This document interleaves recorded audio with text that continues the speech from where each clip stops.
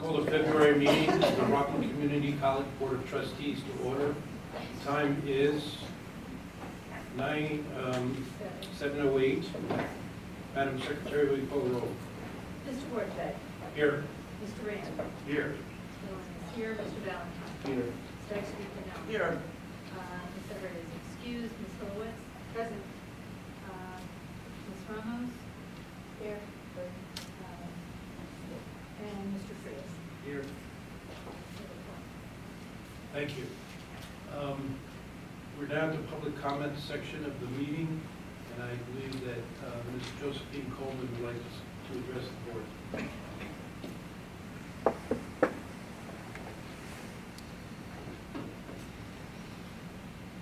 Good evening.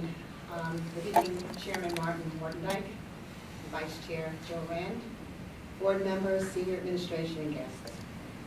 I addressed this body back in December 2017 regarding the timeliness of receiving the board packet by the Faculty Senate President in order to keep the faculty apprised of the board activity as it relates to academics and curriculum. Thank you. Thank you for listening and for providing this information over the past year. This week marks the 6th week of the spring semester with the faculty and students in full swing teaching and learning. Our academic classes have gotten off to a great start. Currently, we are experiencing many planned changes on campus with guided pathways, the new culinary center in Nyack, Middle States Academy, and plans to seek feasible housing for international students. In light of this, there are thoughts of both excitement and apprehension, and this is natural. As we move onward, it is the hope of the faculty that the lines of communication remain open in the spirit of shared governance and transparency. Thank you. Thank you very much. Anyone else? No additional public comment? Okay, thank you. Academic Affairs, Dr. Susan Deere.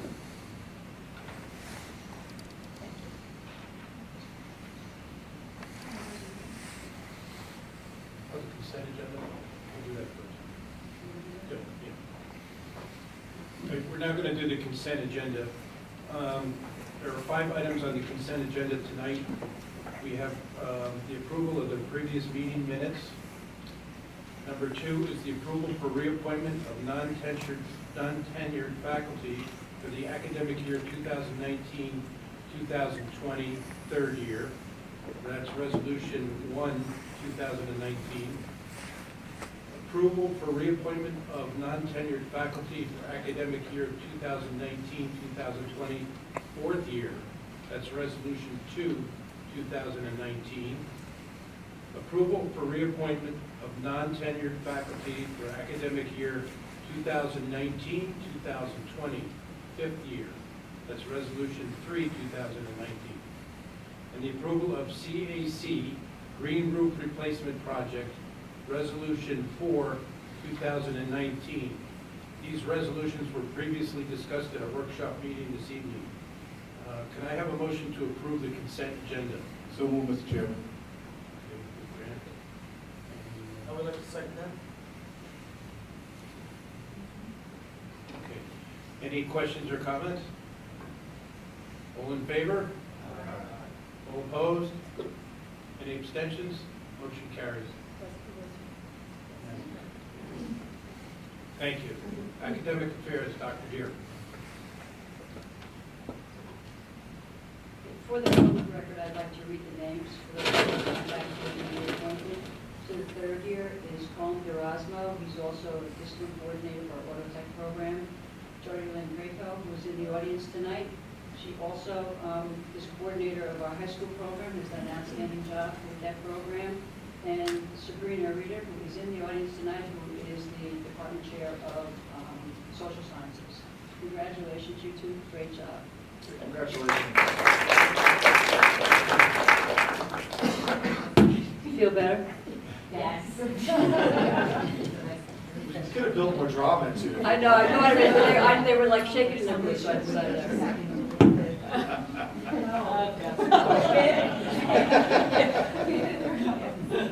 Okay, reappointment to a fourth year, we have Rachel Gallant, who's in English, Kader Humaid, who's our CAD instructor, Natalia Lubarsky, who's in our business department, and Dr. Megan Nolan, who is in our English department. Fifth year, we have Sarah Annunziato, who's in the nursing department, Ronald B. Ramon in business, Harry Leffeld, who's in auto tech, and Dr. Robin Liao, who is the chair of our English department. So congratulations to everybody. This is an excellent group of faculty.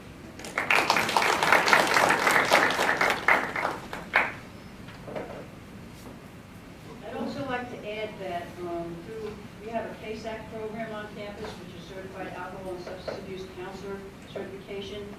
We run a class, and through that class, the teacher of that class, and also who's an adjunct of ours, Stacy Kasdan, and Burton Lewis Charles, who also is our weekend and evening coordinator, they hosted with Senator Carlucci Narcan training. And it was really interesting because the senator talked about the opioid addiction and some of the issues that we face not only in our county but across the country. And it was really encouraging to know that we had 100 members from the community in RCC attend that training. So that's a pretty good indicator of the job that they're doing. On the student services side, while I'm here, just a couple of things. We're starting a new initiative to pilot those students who have stopped out, who have 45 or more credits. And when we bring them back, we're not just going to contact them, but we're going to bring them back and do some case management with them or support them through the time that they need to graduate. So if we that pilot is successful, then there are hundreds of other students that we're also going to plan on reaching out to them and supporting them as well. We also have a proposal that we're looking at for those students who are on academic warning or academic probation. We're going to reach out to those students and again mentor and support them so that they are successful. Just one other comment on the student services side. We are running the TASK program, which is, for those of you who don't know, is really GED, so that these students get their high school diploma. And we're looking to bridge the gap between the TASK students and our college enrollment. So we're looking at not only just credit enrollment, but we're also looking to see if we can get these students possibly into the Middle Skills Academy. So we're working here.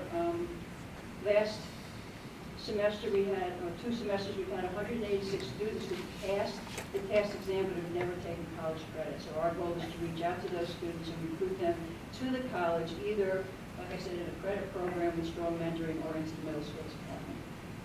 So that's both my reports. Are there any questions? Thank you. Thank you, Dr. Deere. Finance, Mr. Joe Mara.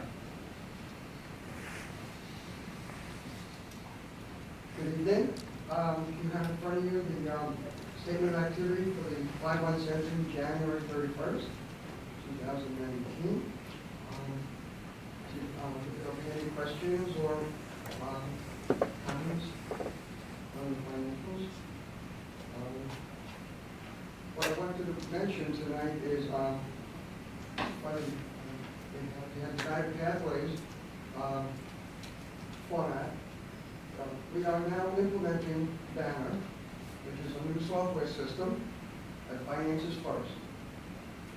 So this chart, we're developing the chart of accounts, which is the hierarchy of the finances, the income, the expenses.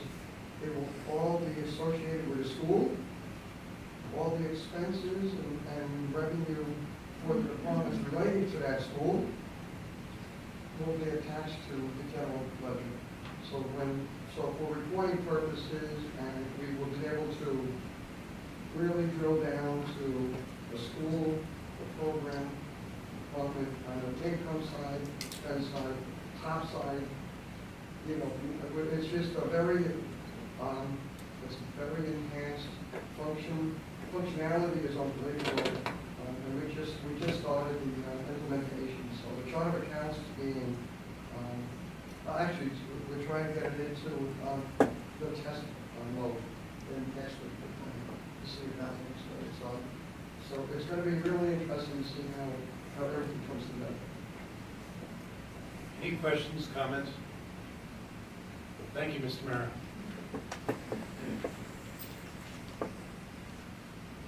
Operations, Dr. Deere. Dr. Coyle. You're doing all the others. Hello, everyone. You all have a copy of my report. Last month, I promised you all a little bit more information about the demographic, the makeup of our Middle Skills Academy students, so I'd just like to highlight a few things. More than half of the Middle Skill Academy attendees or the students were enrolled in the IT student professional course, so 19 of the 32 were enrolled in that course. It seems to be our most popular. Male enrollment was 63%. That outranks the female enrollment 20 to 12.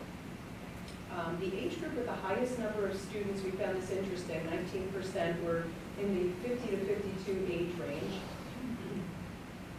Also, 17 of the 32 students, 53% of them, held either an associate's, bachelor's, or master's degree already. 8 of the students came from Spring Valley, while 4 were from U City and 3 from Nyack. Others were dispersed evenly. And 25 of the students, 78% of them, are unemployed. Outside of Middle Skills Academy, I just wanted to let you all know that the college's operations unit is posting, or has a couple of positions posted. So we're working on the Director of Human Resources search right now, as well as the Executive Director of Strategic Initiatives. Any questions, comments? Thank you, Dr. Coyle. Institutional advancement, Ms. Susan Lyden. Hey, everyone. So the marketing team continues to work with Swim Marketing, our marketing firm, on promoting enrollment initiatives, Middle Skills Academy, and developing communications plans and a marketing plan around guided pathways. We're also working closely with the College of Attorney and the Office of Civil Rights on the issues of website accessibility and compliance. This is something a lot of colleges are really working on now, and making sure that we have captions on our videos, and it's a great process for us to go through and also kind of inventory what's happening with our website, which needs an update, and we'll move on that in the coming months. We just hired a new communications director, Ms. Jessica Stallone, and she's going to help us with our external communications, as well as managing our student marketing team and really boosting our student communications, which we hope will help us with a boosted enrollment in both our credit-bearing programs and also our middle skills. And on the foundation board side, we presented and approved a budget in February, along with some fundraising goals and a 3-year history of our fundraising in the Rockland Community College Foundation, which was really fantastic and interesting, and will help us really lay a roadmap moving forward for our fundraising initiative. And the foundation is also engaging donors, prospects, and friends, while also at the same time providing the career exploration opportunities through the President's Emerging Leaders Program. And finally, institutional research is working on state and federal reporting, and is collaborating with staff members at RCC to create surveys and research for key initiatives, which again, we hope will help boost our enrollment in all of our programs. Thank you. Any questions, comments? Thank you. Thank you.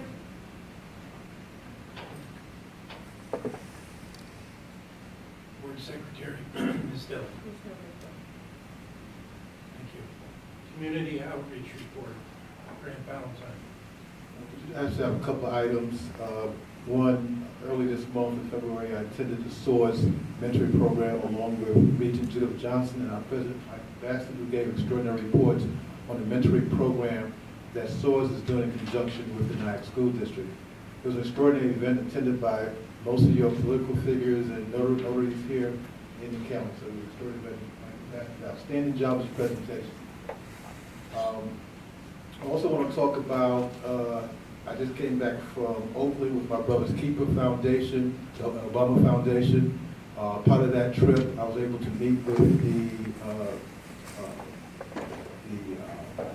what's her position? Can't think of it now, but anyway, she's an important person with the Obama Foundation and Chief of Staff. And what I talked to her about is a collaboration and partnership between the college and the foundation. And we're going to continue that conversation to see where it goes, so we can bring the Obama Foundation here along with Rockland Community College. And I'll hand that to follow up to the president to continue that conversation. Also, this month, the mayor of Spring Valley had a cancer program here at RCC. I was representing the college here, and I talked about the fact that understanding cancer is a very, very important piece, not only for our students, but for our faculty as well. And that there's really no excuse not to be healthy. That we have a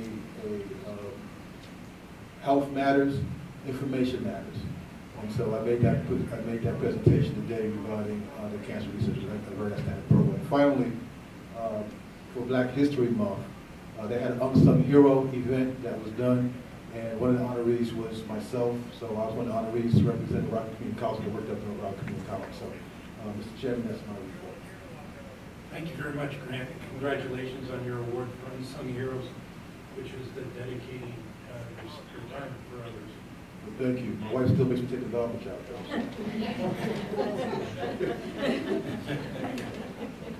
Student government report. No report at this time. Thank you. Old and new business. Just a word about the ACCT conference in Washington that Dr. Baston then and I attended.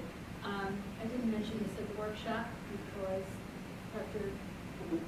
Dr. Coyle, I wanted to publicly thank her for the packet that he put together for us to take to Washington. I was the only person to have things to give out, and that was looked upon with great relief so that these people didn't have to write down every single thing that we were saying. It was so well done, and it made it so easy for Baston certainly to sell the college, and for me to take notes while he was talking so that then I could also reinforce what he was saying. A number of things at ACCT that is important for all of us here to know.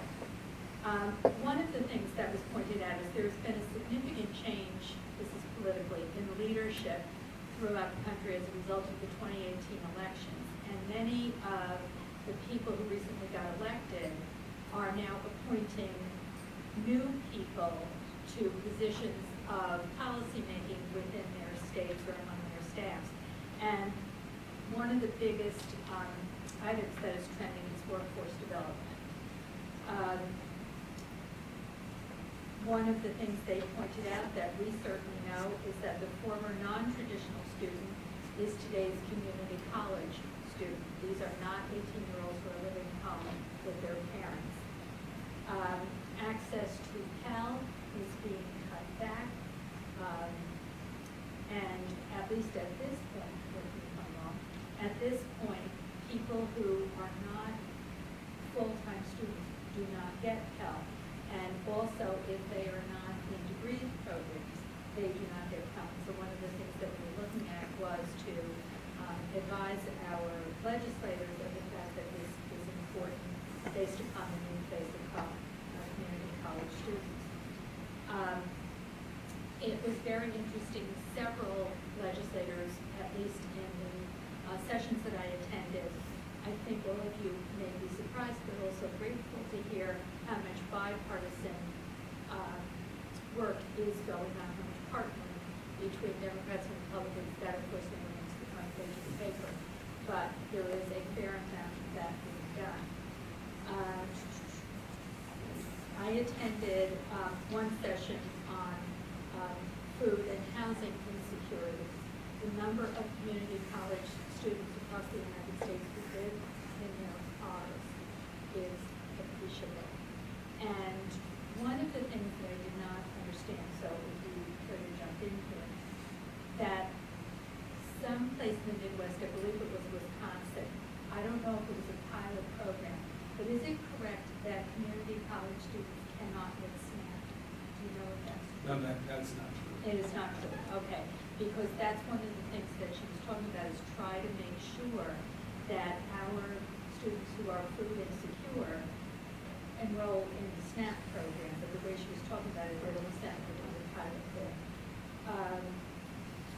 And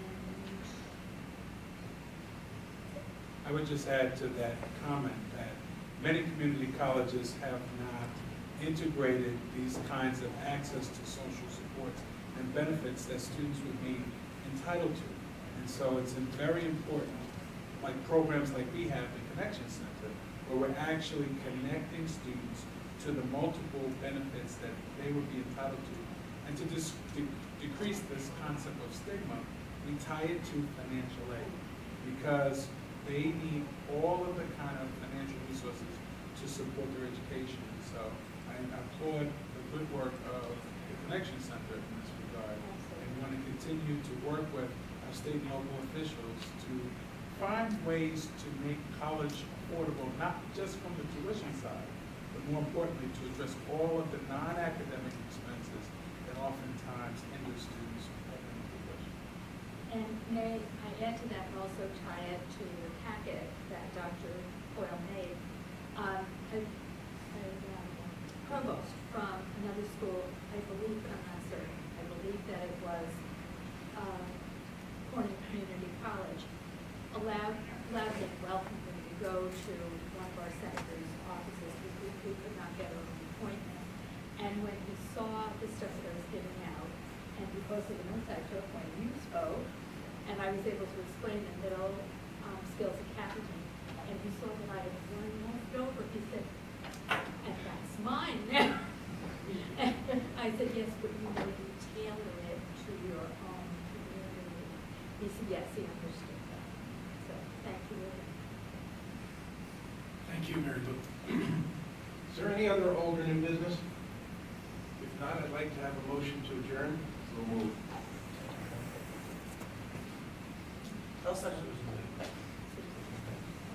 All in favor? Aye. Thank you. The time is, thank you.